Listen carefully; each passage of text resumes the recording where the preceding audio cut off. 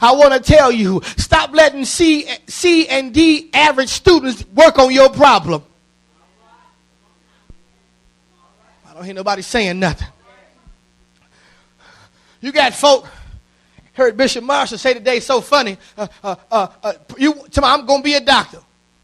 I'm going to be a doctor. What happened? What happened? Go to school. Got C's and D's.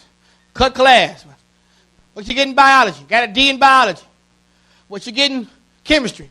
Got an F in chemistry. But I went to summer school, though.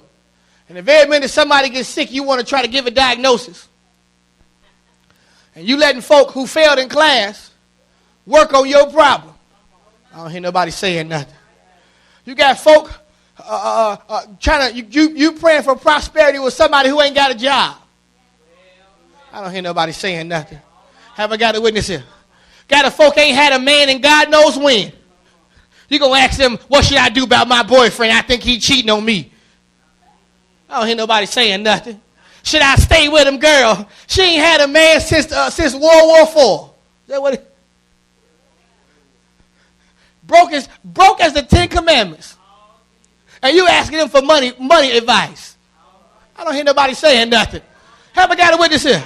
Somebody went to say to me, so-and-so going on with my car. I'm not the person you want to ask about that. That ain't my car. Now, I may know what's wrong with the car, but I only know what's wrong because of what I've been through. I don't hear nobody saying nothing. Have I got a witness here? But on how to fix it, I can't help you on that. Now, I can point you to somebody who can fix it. I give you a phone number, I can tell you where a good mechanic shop at. You got to understand where people are. And you keep hooking up with failure. You asking defeat for help. Have I got a witness here? You asking defeat, where is victory? It ain't gonna work like that. Oh my God, have I got a witness here? That's why I'm gonna say it again. You got to find somebody who's doing what you're trying to do and hook up with them. I know folk don't like that one right there. That got real quiet right there. If you're trying to be an entrepreneur, don't you hang with somebody who keeps still punching the clock. I don't hear nobody saying nothing right there. If you're trying to be a good wife, you can't hang with somebody who's still a baby mama. Are you hearing what I'm saying? I tell married people all the time, you can't always hang out with your single friends. If you ain't got no married friends, that means you ain't got no friends. I don't hear nobody saying nothing. Have I got a witness here? Because when your back is against the wall, they don't know how to get you out that trouble. They have not been equipped with the tools to help you out. Have I got a witness here? Are you hearing what I'm saying? Me and my wife have been married 7 years this November. Feel like 32. Are you hearing what I'm saying? I can't ask Melanie no questions about what I should do in my marriage. Are you hearing what I'm saying? I got to find somebody like Pastor Sandra or Apostle or so forth and so on that's been married a 10-year way beyond mine to help me where I'm trying to go. I don't hear nobody saying nothing. And the problem is we won't change what we're doing. So therefore we keep getting what we're getting. Have I got a witness here? I had to find out this the hard way, Elder Kendall. The Cadillac that I had, we had an Acura. We had an Acura TL and then asked for premium gas. And with that Acura TL, I could put a plus in there. And it would drive okay. I couldn't put regular. I could either put plus or premium in there. And it would ride okay. Now, the Cadillac I had said premium. So I thought, well, it worked with the TL. If it worked with the TL seemed to me a more high performance car. So if the TL could take 89, then the Cadillac ought to be able to take 89. Are you hearing what I'm saying? Now with the TL, I couldn't always put 89 and I had to put some premium there every now and then, to kind of keep it moving and make sure the oil was changed, so forth and so on. With that Cadillac, I could not put 89 in there. I would see the result of it immediately. I'm not talking about a couple of days. I mean, when I put the gas in there, by the time I drove 4 or 5 miles, I could tell there was a difference in my engine. Sometimes it wouldn't even, my wife said sometimes it wouldn't even start right away. If it was low on gas and you put 89 in that Cadillac, you weren't getting nothing out of that.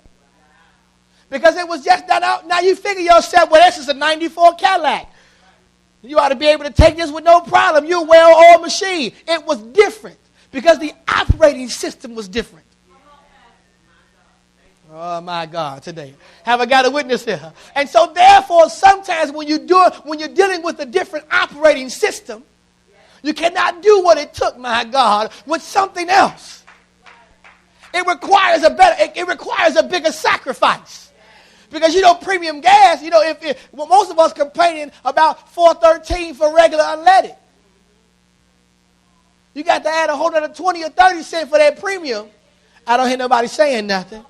And look here, if you're going to put premium gas, burns like crazy.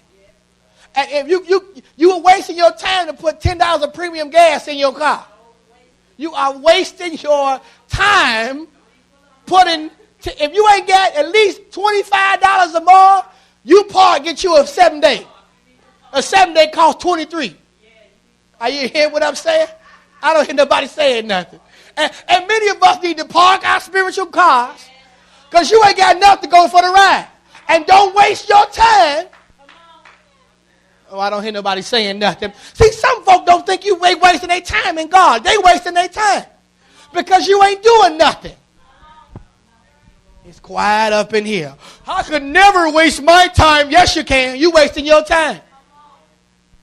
Cain wasted his time bringing a sacrifice. It's quiet up in here. I'm going to say it again. I said Cain wasted his time bringing a sacrifice because it did him no good. Are you hearing what I'm saying? And sometimes if what you're doing is not producing the outcome that God has sanctioned, you are wasting your time. And I'm not always talking about good things because bad things can be helpful to your time.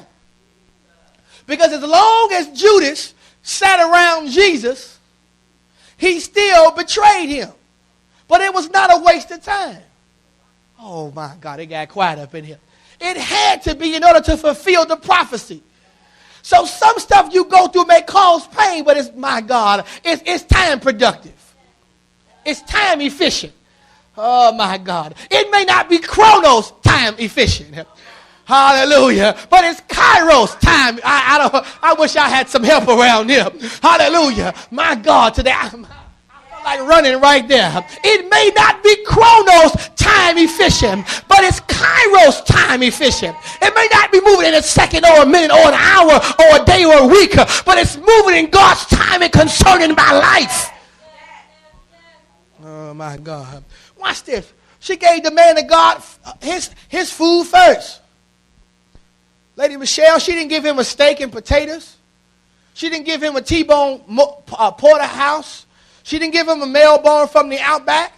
She gave this man some oily bread. It was a poor man's meal. It's a poor man's meal. But watch this. There were many widows in Israel during that time. Why?